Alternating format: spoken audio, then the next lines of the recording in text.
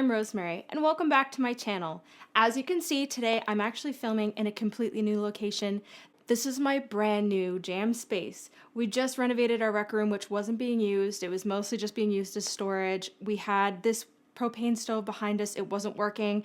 We got it fixed. It's just so exciting. It's so cozy, and I can't wait to film lots of content down here.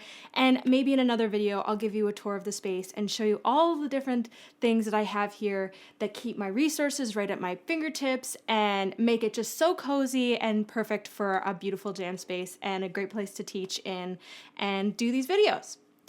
So today we're going to be learning the Rollicking skipper, which is another Newfoundland fiddle tune. It's pretty simple. I'd say the most complex part of this is the bowings, which I'll spend a lot of time on. There's really no additional accents or articulations or embellishments that I usually play with this tune, so I'm just going to keep it to teaching you the notes for the A section and the B section, and then playing it slowly and at a medium speed, and taking some time to explain those bowings. I'm going to provide the sheet music in the video above or below so you can follow along. I'm also going to give you a free PDF of this sheet music, which will be available in the link in the description below. Let's get started. So as I said before, this tune is pretty basic. It's in the key of D, which means you've got an F sharp and a C sharp to start. So we're going to be focusing on high twos in this, not low twos, but high twos. And our fingers are staying completely on the tapes. So we're going to start with the A section, and I'm going to tell you a little bit about the bowings along the way to make it a little bit more intuitive. You can play every note with a separate bow if you want. I just find it makes you feel like you're a little bit backwards at points, and you don't get the real nice emphasis on the downbeats of the tune at all times if your bow is on an up bow and stuff like that. So that's where we're going to be adding some slurs. If you want some descriptions on a slur, I've got that in another tutorial, which I will link up here, and if you need any more descriptions, you can also check out my bow tutorial for how to hold a bow and different tips and tricks for that as well. So we're going to start on an up bow, and if you don't remember an up bow is when you're holding your bow out like this, up or down. I know when it's on your violin, it's side to side, which is a little bit more complicated, but if you can't remember, when your bow is out like this is up and this is down. So we're going to start on an open A, and then we're going to walk up that scale. 1, 2, 3, or B, C sharp, D. 1, 2, 3, 1, 2. Yep, and then we're going to take all of our fingers off but leave our 1 down and walk down that scale. So it's B, A, and then G. So we'll try that from the start. 1, 2, 3, 1, 2. And then we're going to keep going down to our F sharp, and then take all fingers off and do 3 bows on that open G. So let's just try doing all of that together. And so far it's all separate bows. We're just starting on an up bow at the very beginning. 1, 2, 3, 1, 2.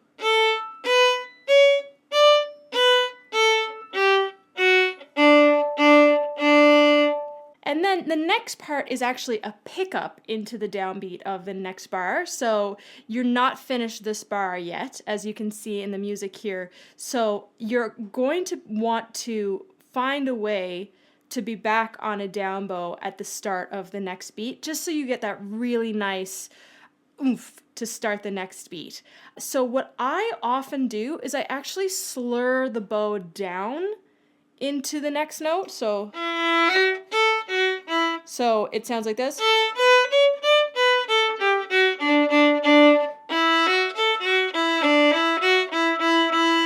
And I'm doing lots of slurring there. But if you want to make it easier, you can hook the bow up to go into the next one. So you're going to end up with, which is also perfectly fine. So you'll just have 2 up bows at the end of that measure, and then start the next measure with the down bow. I just like the way it sounds by slurring that in. And if you can't remember what a slur is, I'll post a video at the top. So what we'll do here at the end of the measure would be 1, 2. The 2 would be landing into the downbeat of the next measure. Then we're going to cross into the A and then back to the 2. So you can even leave that 2 down as long as it's not touching the A string. If it's touching the A string, it might have like a weird squeaky sound. So if you have a weird squeaky sound, that might be because your finger is touching off that string. Make sure your fingers are nice and rounded and curved. Hold your 2 down, leave it anchored, and then you don't have to take it off. So let's try it from the very beginning. 1, 2, 3, 2, 2.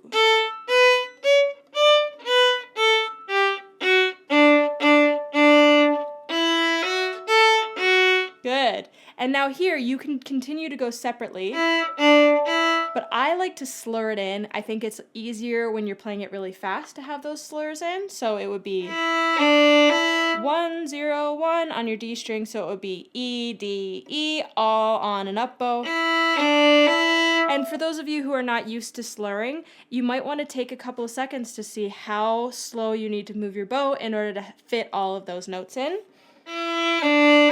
And then we're going to end off that phrase by going 2, 1, 1, 1. So you're playing that E note 3 times. So it's F sharp, E, E, E.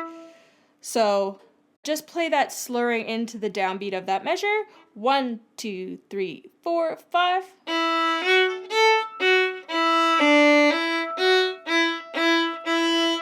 Good. So that's the first half of the first part of the tune. So let's try playing that whole thing together. 1, 2, 3, 4, 5.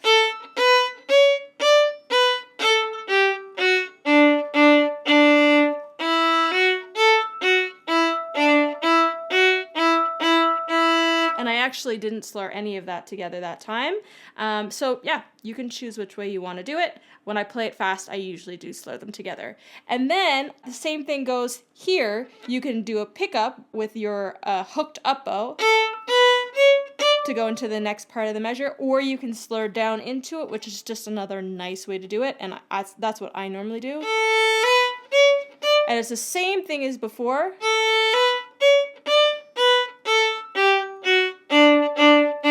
All the same that we've already done, and then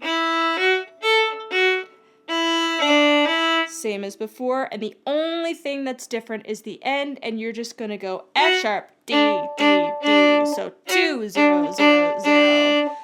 So that's all you need to know for the first half of this tune, the A section. So let's try playing the whole A section together.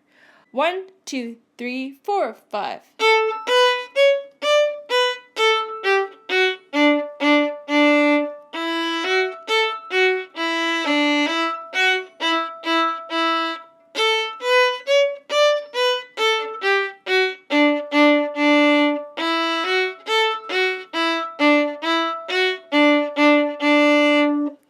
Awesome. So that's the whole first section. Let's go to the B section. Now this one is nice. We're doing a lot of string crossing here.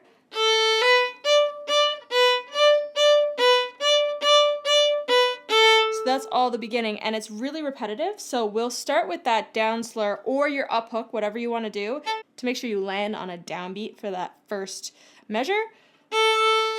And then you're going to put a 1 down and then a 3. And you're going to anchor that 1, and it's just going to be 1, 3, 3, 1, 3, 3, 1, 3, 3, 3, 1, 0, which is a little bit backwards at the very end, and you need to make sure that pattern happens. So the pattern is 1, 3, 3, 1, 3, 3, 1, 3, 3. You do that 3 times, and then it's 3, 1, 0.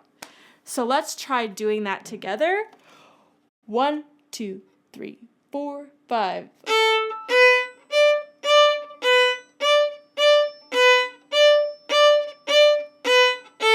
Good. And for those of you who really like knowing the notes, it's B, D, D, B, D, D, B, D, D, D, B, A. And then the next part of the pattern, we're going to cross over to the E string. So we'll start with our 1 on the A, which is our B, and then we're going to go B, E, E, B, E, E, B. So we're going to anchor that B. So you really want to make sure that you're playing with your pointer finger curved over enough that it's not touching that E string. So I often play, and you can probably see the lines here, I usually play on this corner of my finger. Like if you're facing your hand towards you, it's your left corner. And that basically your nail is touching off the string, and it's very curled, and it's not touching off any other string if you do it that way. So your E is free to ring, because otherwise you'll get a bit of that and it's just not nice. So let's try playing that pattern. So it's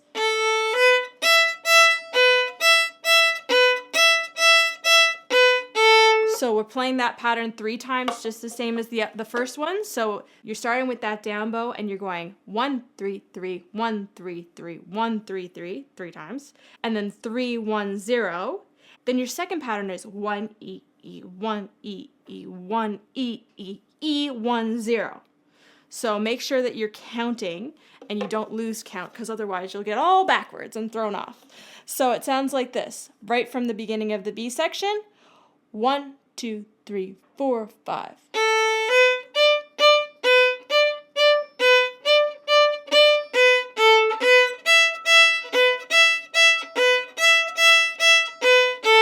Good. And when I do it, I often slur those 3 notes at the end together.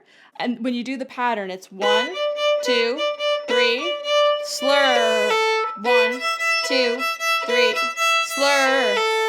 And sometimes that can help with the way your bow lands at the end. I think it's a lot easier to slur those notes together when you're playing it really fast than just doing like with your bow. But I'll leave that one up to you. That's just how I play it. And then the last time we do it, so you're doing that 1 2 3 with the 1 3 1 3 1 3. You're doing that 3 times.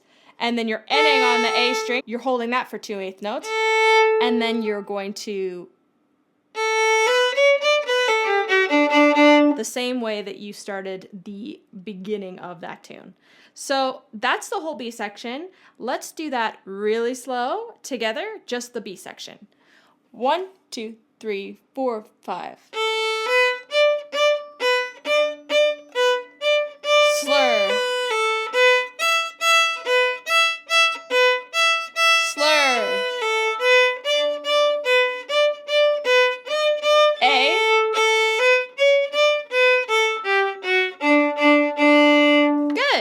That's it. And you can also slur those last 3 notes together. Slur. If you want to. So those are all of your options for slurring, and you can choose which ones you want to add and which ones you don't want to add. Let's try playing the whole tune together. 1 2 3 1 2.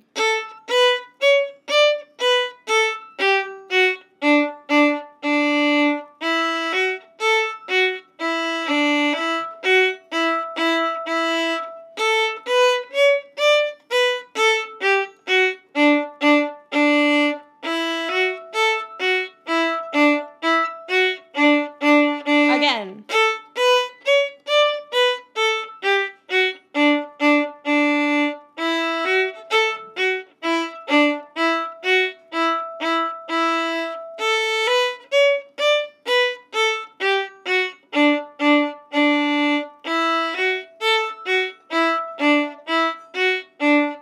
B section.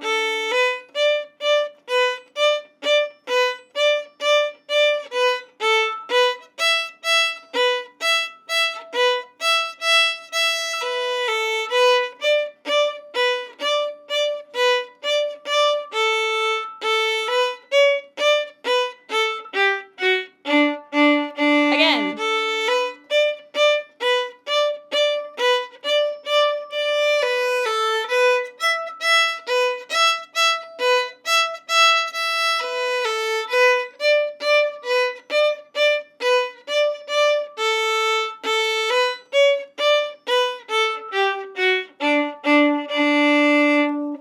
Great job.